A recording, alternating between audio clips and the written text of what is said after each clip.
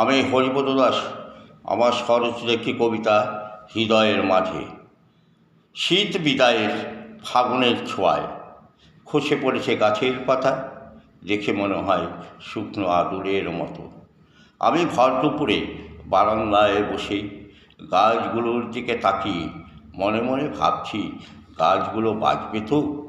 ওদের দিকে করুণভাবে তাকিয়ে দেখছি গাছগুলো উলঙ্গ হয়ে দাঁড়িয়ে রয়েছে হেতাশেতা।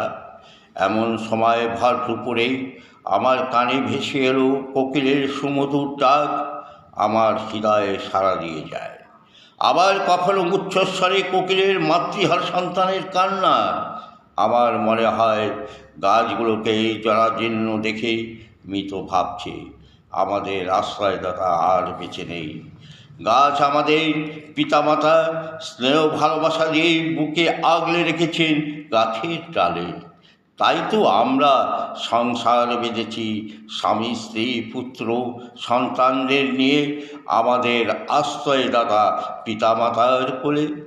তাই তো আমাদের স্থান দিয়েছেন হৃদয়ের মাঝে। নমস্কার।